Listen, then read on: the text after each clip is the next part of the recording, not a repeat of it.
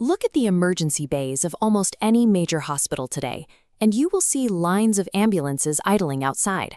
Wards are overflowing, wait times stretch for hours, and the system designed to treat the sick is buckling under its own weight. Multiplying inside these wards is a silent, microscopic threat. Bacteria rapidly evolving to survive our chemical weapons, creating unstoppable strains of multi-drug-resistant superbugs. For years, we have been conditioned to view this as an unfortunate byproduct of modern science.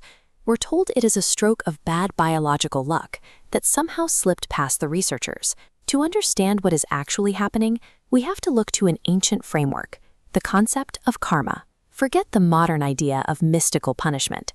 In its original context, karma is simply the cold, inescapable physics of cause and effect. You trigger a chain reaction, and the results are absolute. The overflowing hospitals and the rise of untreatable infections are the inevitable result of a century of a medical system prioritizing institutional profit and ego over human dignity.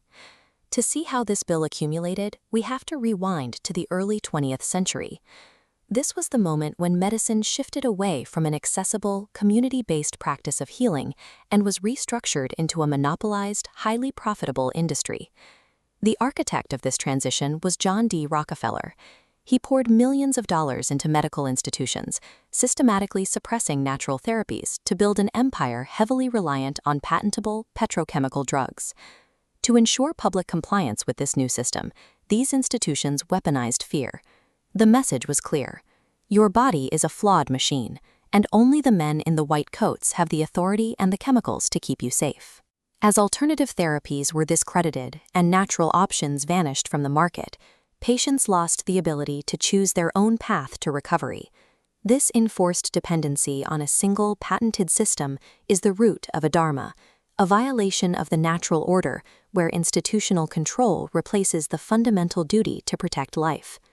Fast forward to the mid-2000s, inside the United Kingdom's National Health Service.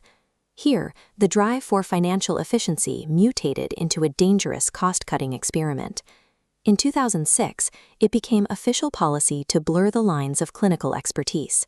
To save money, the government allowed nurses with brief observational training to act as autonomous practitioners, diagnosing illnesses and prescribing medications without a doctor's supervision.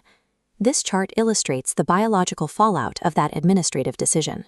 With unqualified staff making clinical judgments, there was a massive systemic spike in antibiotic prescriptions for common self-limiting viral illnesses, infections that antibiotics cannot cure. Flooding the human population with unnecessary antibiotics acted as an evolutionary pressure cooker.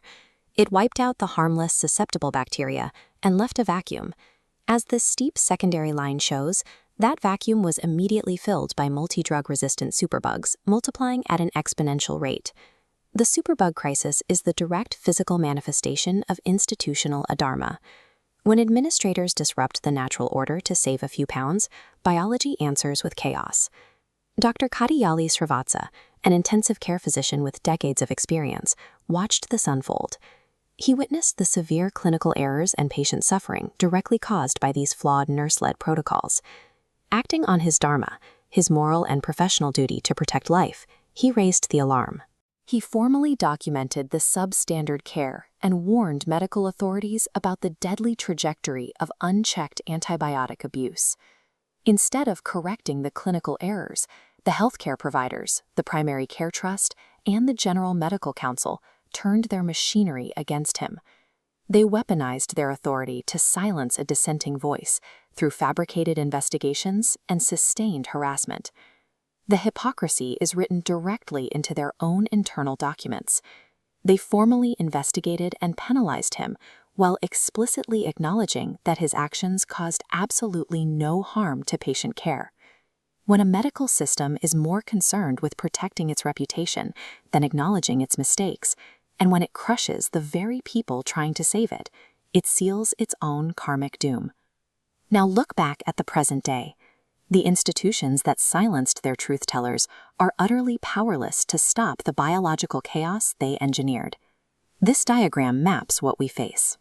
Bacteria rapidly evolve sophisticated defense mechanisms, using enzymatic degradation and efflux pumps to neutralize treatments. They exchange genetic material to ensure mutual survival. Like corrupt administrations sharing silence, bacteria share resistance to protect colonies. The physician humiliated, ignored, or silenced today might hold the specific knowledge required to save your life tomorrow. True health is no longer found in blind dependency on a crumbling system. It requires reclaiming our free will, speaking the truth, and understanding about our bodies,